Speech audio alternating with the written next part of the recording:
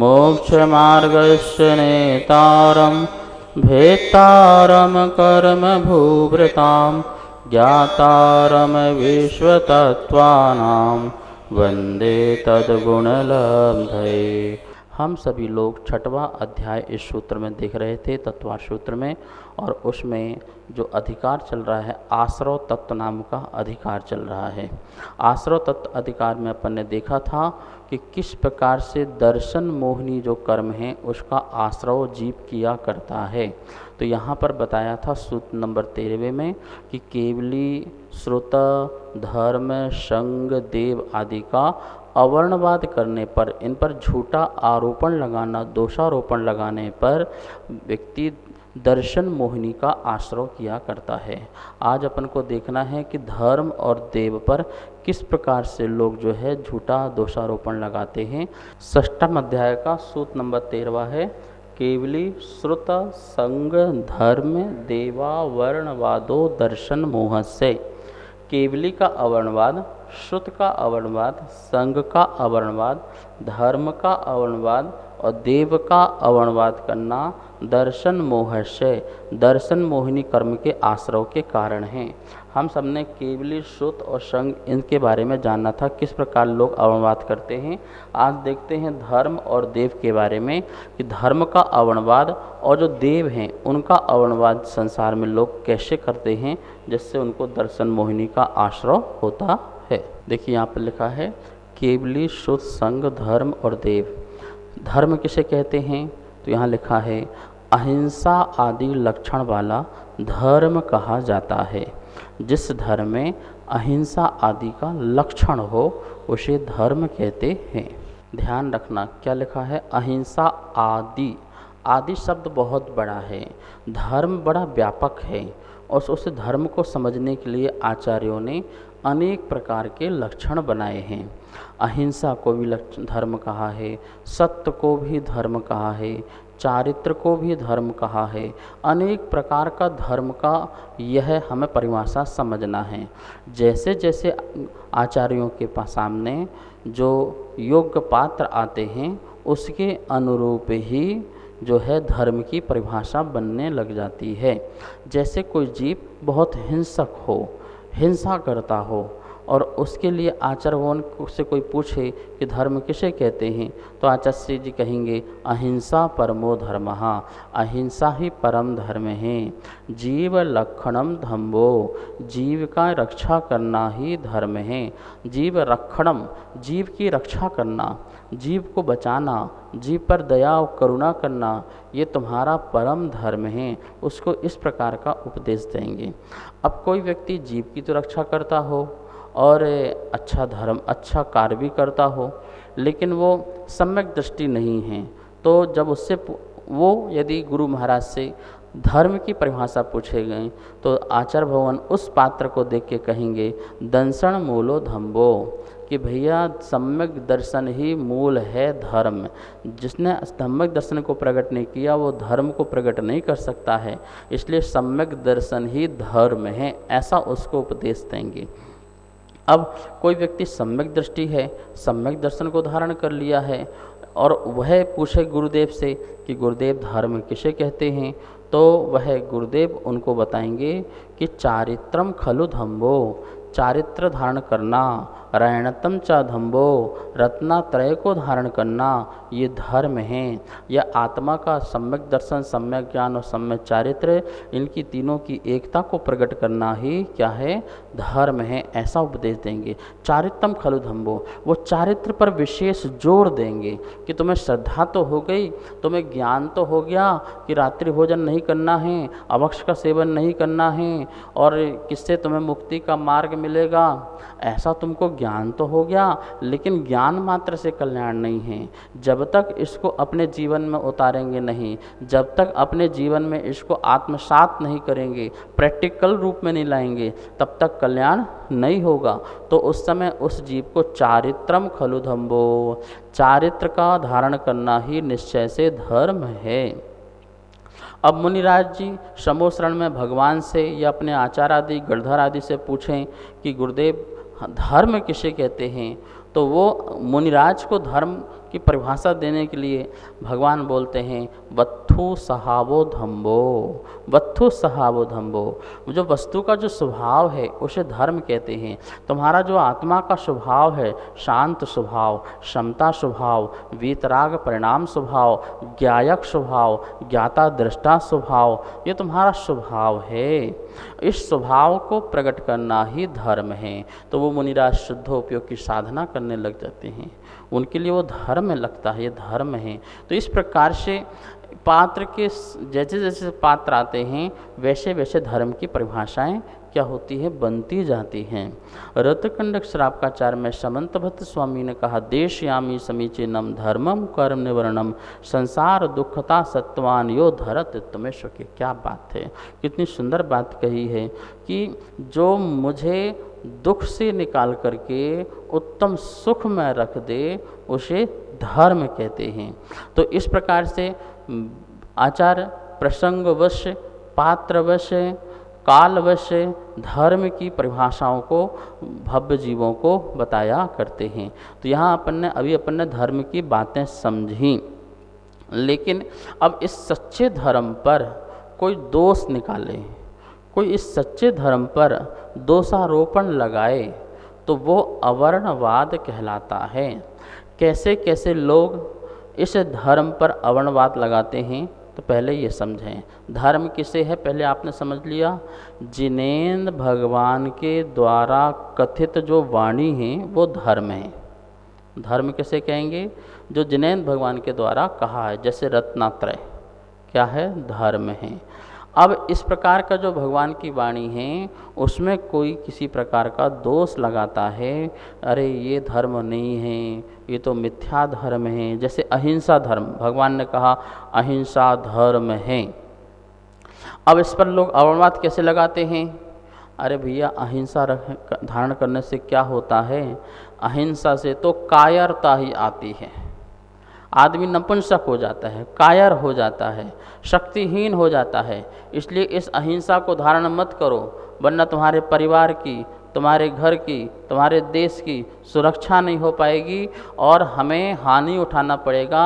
ये अहिंसा धर्म जो है झूठा है, कायरता है। इस प्रकार से क्या हुआ, सच्चे धर्म को क्या लगा दिया, सच्चे धर्म पर दोषारोपण लगा दिया। भगवान महावीर स्वामी ने कहा जीवों पर दया करना धर्म है, ऐसा कहा।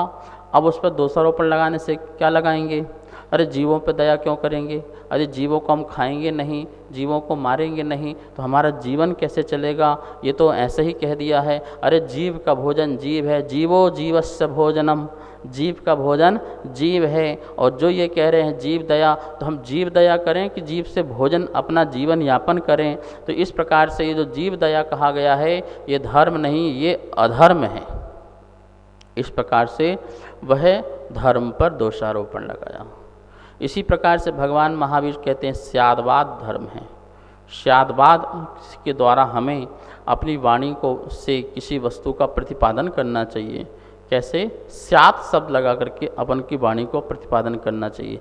ऐसा ही है, ऐसा नहीं, ऐसा भी है, ऐसा कथन करना चाहिए, ऐसा महावीर स्वामी कहते हैं। तो इस पर दोषारोपण लगाया, बहुत लगाया दोषारोपण, इस पर अवर्णवाद किया कि ये जैनियों का धर्म तो बिल्कुल ऐसा है। जैन धर्म कहते हैं ऐसा भी है, ऐसा भी है, इनको पता ही नहीं है कि धर्म क्या है। कुछ कहते हैं हाँ ठीक है, तुम भी ठीक हो, तुम भी ठीक हो, तुम भी ठीक हो, और ऐसा कह करके कहते हैं कि ये तो स्यादवाद नहीं है, ये तो शायदवाद धर्म है इनका। शायद ऐसा है, शायद ऐसा है, शायद। भैया ऐसा नहीं है, शायदवाद का अर्थ ऐसा नहीं होता है, लेकिन लोग फिर भी उसका दोषारोपण लगा देते हैं। ठीक है, महावीर स्वामी क्या कहते हैं, यदि आपसे बोले कि आप कौन हो, पुरुष हो कि स्त्री हो, तो महावीर स्वामी क्या जवाब देंगे कि आप पुरुष भी हो स्त्री भी हो। बोले ऐसे कैसे हो सकता है, आप पुरुष हैं क्योंकि आप स्त्री नहीं हैं, और आप स्त्री नहीं हैं इसलिए आप पुरुष हो। तो दोनों तरफ से ऐसा अर्थ निकल के आता है। तो इसी को शायदवाद कहते हैं। और ऐसे धर्म पर क्या लगाना, दोषारोपण लगाना। इस प्रकार से अनेक प्रकार का जो हम अवर्णवाद लगा देते हैं। जैसे धर्म कहा है कि धर्म सुख देता है, धर्म किसे कहते हैं? सुख देता है। अब कोई व्यक्ति कहता है कि तुम्हें कहाँ सुख मिल रहा है, तुम तो रोज़ मंदिर जाते हो, रोज़ पूजा पाठ करते हो, रोज़ स्वाध्याय करते हो, मुजाज को आहार दान देते हो, जब भी बहुत परेशान रहते हो, बहुत दुखी रहते हो। अरे कारण है तो कार्य की उत्पत्ति होना चाहिए ना। धर्म सुख देता है तो सुख मिलना चाहिए ना। हम गुड़ को मुख में रखें तो मीठा स्वाद मिलना चाहिए ना, क्योंकि उसमें मीठापन का कारण मौजूद है ना। अब वो गुड़ तो रख लिया और मीठा ना मिले, मंदिर गए और सुख ना मिले, और हम माला करें और सुख ना मिले। तो इस प्रकार से देखो, ये कहते कुछ हैं करते कुछ हैं, मिलता सुख दुख कुछ है नहीं है। इसलिए क्या करो, ये धर्म क्या है? बेकार है। कहते बस हैं, मिलता कुछ भी नहीं है, सब परेशान हैं। इस प्रकार से कह करके क्या करना? धर्म पर अवर्णवाद लगाना। महानुभाव देखो, धर्म करने में निश्चित सुख मिलता है, ऐसा परिभाषा जब आई है तो निश्चित सुख मिलता है। आप जब धर्म करते हैं, मंदिर आते हैं, आपके विशुद्ध परिणाम रहते हैं। विशुद्ध परिणाम से आपको शांति मिली नहीं मिली? बताइए। जितने क्षण आपने मंदिर में जाप की, माला की, आहार दान दिया, उतने समय आपके विशुद्ध परिणाम थे, वो आपकी शांति थी, वो आपका आनंद था। तत्क्षण आपको आनंद मिला है, तत्क्षण आपको सुख मिला है। और उसके कारण जो आगामी काल का जो कर्म बदना है, वो पुण्य का कर्म बनना है, तो तुम्हारा आगामी कारण जो है पुण्य ही पुण्य तुम्हारा बढ़ना है, सुख ही सुख की आगे प्राप्ति होने वाली है। और जो तुम्हारे सत्ता में जो कर्म रखे हुए हैं, जो तुम्हारे पास बैलेंस रखा हुआ है, उन कर्मों में जो पाप कर्म हैं, वो पाप कर्म भी आधे हो गए हैं। तुमको पता नहीं है, वो कर्म भी मजबूत थे, वो ढीले हो गए हैं। और जो पुण्य वाले जो कर्म थे, वो और जाकर के बढ़ गए हैं, ये आगे जाकर के उदय में आएंगे। बीज लगाते ही वृक्ष नहीं हो जाता है। बीज लगाने के बाद उसमें जल डालना होता है, उसकी देखरेख करनी होती है, जानवरों से बचाना होता है, धूप पानी देना होती है, खाद आदि देना होता है, तब जाकर के बड़ वृक्ष जो है कितने वर्षों में लगता है। और जब बड़ा हो जाता है तो हजारों को फल देता है, हजारों को छाया देता है, लाखों लोग उससे लाभान्वित हुआ करते हैं। ऐसे ही धर्म हैं। हमने बोया अभी, तत्क्षण सुख तो मिला, लेकिन उसका जो पूर्ण सुख है वो कुछ समय उपरांत मिलता है। महानुभाव, इसलिए धर्म सुख देता है, इस बात को ध्यान रखना। फिर भी ऐसे सच्चे धर्म पर लोग किसी न किसी प्रकार का दोषारोपण लगाते हैं, और वही अवर्णवाद होता है। और उस अवर्णवाद से दर्शन मोहिनी कर्म का आश्रय होता है। नमोस्तु आचार्य श्री। जैसे हमने सुना है, अधर्म नरक गति को देता है और धर्म सुगति को, अच्छी गति को देता है। जैसे हमने ना नरक देखा ना स्वर्ग देखा, हमें पता भी नहीं कि नरक में यातनाएं मिलती हैं, स्वर्ग में हमें अच्छी चीज़ें मिलती हैं। तो क्या इस चीज़ को मानना नहीं मानना, ये भी अवर्णवाद का भेद होता है? धर्म जो है जीवों को दुर्गति में जाने से रोकता है, ये बिल्कुल निश्चित है। और जो अधर्म है वो दुर्गति का कारण होता है। धर्म जीव को अच्छी गतियों पर ले जाता है, स्वर्ग सुख, और इसके बाद परंपरा से मोक्ष को भी देता है। लेकिन न तुमने नरक देखा, न स्वर्ग देखा, और न मोक्ष देखा, तो प्रश्न बनता है कि फिर हम इसमें विश्वास कैसे करें। और विश्वास यदि नहीं करते हैं तो हम पर अवर्णवाद का दोष लगता है क्या, ऐसा प्रश्न बनता है, मन में आता है, शंका आती है। देखिए, धर्म से अच्छा फल मिलता है ये निश्चित है, और अधर्म से बुरा फलता है ये निश्चित है।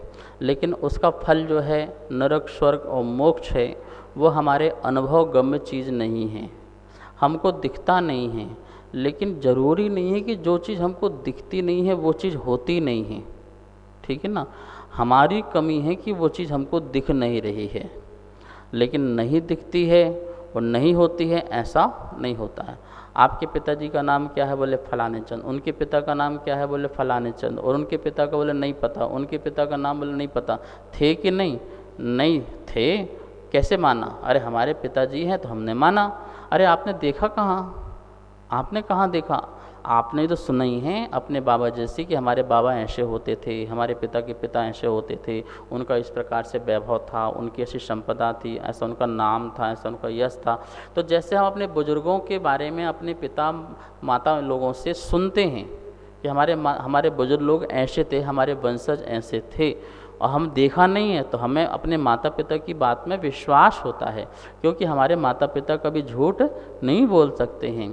ऐसे ही परमात्मा की वाणी जो है वो झूठ नहीं होती है, उनको गुरुओं ने सुना है, परमात्माओं से गुरुओं ने सुना है, गुरु परंपरा से ज्ञान आया हुआ है। और गुरु भी हमको बताते हैं कि बेटा देखो, तुम अधर्म करोगे तो दुर्गति होगी, तुम धर्म करोगे तो क्या होगा, सुख मिलेगा। तो दुर्गति के स्थान भी हैं और क्या हैं, सुगति के भी स्थान हैं। देखिए अभी भी अपने इस पृथ्वी लोक में ऐसे कितने सारे स्थान हैं जहाँ पर दुख दुख के स्थान हैं, और जहाँ पर जाओ तो सुख सुख के स्थान हैं। आप कश्मीर जाओ तो आपको कैसा लगता है, बड़ा अच्छा स्थान, स्पेस, सुंदरता, तो वो कैसा लगता है। वहाँ पर यदि आपको 2 4 5 महीने रहने को मिल जाए और फ्री में रहने को मिल जाए, आपको कोई पैसा ना लगे, और पूरा सुबह से शाम तक ऐशो आराम का माहौल मिले, तो आपको कैसा लगेगा। कश्मीर हुआ, शिमला हुआ, ऐसे स्थान हुए, कितना अच्छा लगता है। यही तो स्वर्ग है, यही तो आपको अच्छा करने का फल है। आप वहाँ गए और आपको बढ़िया सुखी सुख की अनुभूति हो गई। और यदि आपको ऐसे स्थान पर पटक दिया जाए कि जैसे समुद्र के बीच में जो टापू होते हैं, उन टापू में रहने वाले जो व्यक्ति जंगली होते हैं, वो मांस भक्षण करते हैं, महादुखी रहते हैं, पत्ते लपेट के रहते हैं, नग्न रहते हैं, ठंडी गर्मी बरसात सहन करते हैं, खारा पानी पीते हैं, तो अब वहाँ पर रहने वाले अभी ऐसे व्यक्ति हैं कि नहीं हैं। हमने तो देखा भी है। हम बस्तर गए थे, बस्तर के आगे छत्तीसगढ़ में बस्तर है, जगदलपुर आदि, और जंगलों में गए थे, वहाँ पर सब आदिवासी लोग हैं। और आगे जाओ दंतेवाड़ा आदि जो है, वहाँ पर तो नग्न रहते हैं जो आदिवासी लोग हैं, और जंगलों में रहते हैं, और तीर कमान उनके पास रहता है, मांस भक्षण आदि करते हैं और दुखी रहते हैं। तो इस प्रकार से संसार में दुख के स्थान भी दिखाई दे रहे हैं ना हमको, कि इनने निश्चित ही कुछ गलत किया होगा तो ऐसा जन्म यहाँ हुआ है, और निश्चित ही आपने अच्छा कर्म किया तो आपका जन्म यहाँ पर हुआ, आप अच्छे स्थान पर हो, अच्छे स्थान पर हो। तो ये कैसा है, आप प्रैक्टिकल लाइफ में देख रहे हो कि इसके व्यक्ति को दुख मिल रहा है, इसको सुख मिल रहा है, इसमें कोई कारण तो होगा ना। तो कारण यही है, हम बुरे विचार रखते हैं, बुरे कार्य करते हैं तो बुरा फल मिलता है, अच्छे विचार रखते हैं, अच्छे कार्य करते हैं तो अच्छा फल मिलता है। चलिए, पंडित बनारसी दास जी से ऐसे प्रश्न पूछा गया था, स्वर्ग नरक नहीं है तो फिर हम क्यों फालतू को ये धर्म और अधर्म की बातें करें। तो उन्होंने एक बात कहा था, चलो ठीक है, हम मान लेते हैं कि स्वर्ग नहीं है और नरक नहीं है, ठीक है ना। बाई चांस हुआ तो क्या करोगे, नहीं है आपकी तरफ से मान लेते हैं, और बाई चांस हुआ तो क्या करोगे, फिर क्या करेंगे आप। इसलिए अच्छा काम करना खराब तो नहीं है। मैं रात्रि भोजन नहीं कर रहा हूँ तो ये कोई बुरा तो नहीं है ना। मैं अभक्ष का सेवन नहीं कर रहा हूँ तो ये बुरा काम तो नहीं है ना। मैं झूठ नहीं बोल रहा हूँ, मैं गलत काम नहीं कर रहा हूँ तो ये बुरा तो नहीं है ना, अच्छा ही तो है ना। चलो मैं अच्छा कर रहा हूँ, हुआ तो मिल जाएगा और नहीं हुआ तो कोई बात नहीं।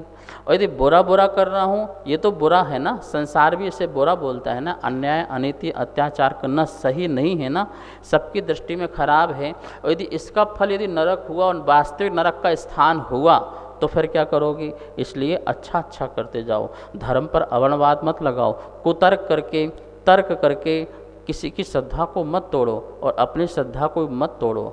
अच्छे काम श्रेष्ठ काम करते रहना चाहिए। दया करना, करुणा करना, परोपकार करना, सत्कार करना, वात्सल भाव रखना, प्रेम भाव रखना, जीवों पर जीव दया करना आदि ये अच्छे कार्य हैं और इनसे तुम्हें वर्तमान में भी सुख मिलेगा।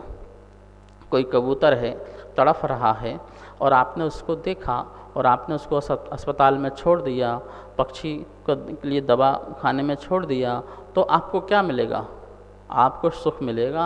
आपको दिन भर ऐसा लगेगा चलो मैंने बहुत अच्छा काम किया है, एक तड़पते जीव को मैंने अस्पताल छोड़ा। आपको उस दिन इतनी शांति मिलेगी, उतना अच्छा आनंद मिलेगा। तो आपने क्या किया, अच्छा किया ना। और एक व्यक्ति जाए तड़प रहा, देखता हुआ निकल गया, तड़पने तो मेरा क्या जा रहा, और तड़फे और उसने पाप किए होंगे। तो इस प्रकार से बोल के कह करके आपने अपने आप पर अपकार किया है, ठीक है ना। तो इस प्रकार से कभी भी धर्म पर अवर्णवाद मत करो कुतर्क करके। हमने स्वर्ग नरक मोक्ष देखे नहीं, इसलिए ये सब जैनों के धर्म बेकार हैं। कहाँ स्वर्ग की बात करते हैं, कहाँ नरक की बात करते हैं, कहाँ मोक्ष की बात करते हैं। ऐसा कह करके अवर्णवाद होता है, धर्म पर अवर्णवाद दोषारोपण होता है, दर्शन मोहिनी कर्म का आश्रय होता है। नमोस्तु आचार्य श्री। हम बचपन से सुनते आ रहे हैं कि वीतराग धर्म में मुक्ति है और वीतरागी बनने के लिए मुनि बनना आवश्यक है, और कुछ लोग बोलते हैं कि वीतराग बनने के लिए मुनि बनना आवश्यक नहीं है। तो क्या इसमें भी धर्म का अवर्णवाद होता है क्या? वीतराग धर्म ये नियम से मुक्ति का कारण है। वीतराग का मतलब होता है जो बीत गया है जहाँ पर राग, बीत गया है जहाँ पर द्वेष, बीत गया है जहाँ पर मोह।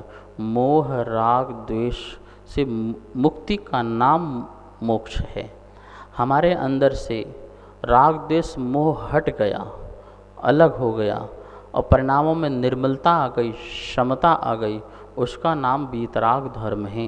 क्योंकि राग द्वेष मोह ही संसार था, और राग द्वेष मोह का अभाव हुआ तो संसार का अभाव हुआ, और संसार का अभाव, मेरे संसार का अभाव हुआ तो मुझे मोक्ष मिल गया। अब मेरा कोई मोह नहीं, मोक्ष बोलते मोक्ष, मोह का क्षय का नाम मोक्ष है, तब मोह का क्षय हो गया। तो इसलिए वीतराग धर्म नियम से मोक्ष का कारण है। इसके लिए हमें वीतरागी होना पड़ता है। इसके लिए हमें बाह्य आडंबर छोड़ना पड़ते हैं, मतलब बाह्य का परिग्रह छोड़ना पड़ता है, और अंतरंग का भी परिग्रह कषाय आदि छोड़ना पड़ती हैं। इसलिए निमित्त नैमित्तिक संबंध हैं। यदि आपके पास बाहर कोई वस्तु बुद्धिपूर्वक है तो नियम से उसमें राग जाएगा, तो इसलिए उस वस्तु का भी त्याग करेंगे तो हमारे अंदर से राग जो है वो समाप्त होगा। कोई व्यक्ति बोले हम तो घर में रहते हैं, हमें घर से राग नहीं है, हम तो परिवार में रहते हैं, परिवार से राग नहीं है, हम तो कपड़े पहने हैं पर हम कपड़े पहने नहीं, हमें उनसे राग नहीं है। भैया ऐसा कहना बहुत सरल है, लेकिन यदि तुम्हें राग नहीं होता तुम घर में नहीं होते, राग नहीं होता तुम वस्त्र नहीं पहनते, राग नहीं होता तो आज कौन सा वस्त्र पहनना है, ये वाला पहनना है, ये वाला पहनना, ऐसा परिणाम नहीं होता। राग है तभी पहन रहे हैं, अन्यथा नहीं हो सकता है। इसलिए उस राग का जो कारण है, उस राग का जो निमित्त है, उस निमित्त का ही त्याग कर देना। जब उस निमित्त का हम त्याग कर देंगे तो क्या होगा, हमारे अंदर वीतरागता आई जाएगी। इसलिए मुनि होने के लिए उन राग की वस्तुओं का छोड़ा जाता है, ठीक है ना। पानी गर्म हो रहा है तो क्यों हो रहा है, उसके नीचे आग है, अग्नि है, अग्नि निमित्त है, इसलिए पानी क्या हो रहा है, गर्म हो रहा है। तो क्या करो, दो ही चीज़ हैं, या तो आग बुझा दो या बर्तन को उठा के अलग कर दो, या तो निमित्त से तुम हट जाओ या निमित्त को तुम हटा दो। दो ही काम हो सकते हैं, निमित्त को तुम हटा दीजिए या निमित्त से तुम हट जाओ, तो क्या हो जाएगा, तुम्हारे अंदर ये शांतपना, जल भी शांत हो जाएगा, तुम्हारे अंदर शांति भाव हो जाएगी।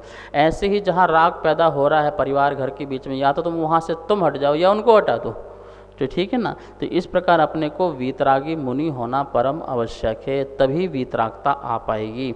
बहिरंग से परिग्रह को बुद्धिपूर्वक छोड़ना और अंतरंग से अपनी कषायों को शांत करना, इसका नाम वीतराग धर्म है। इससे प्रवेश हुआ जाता है।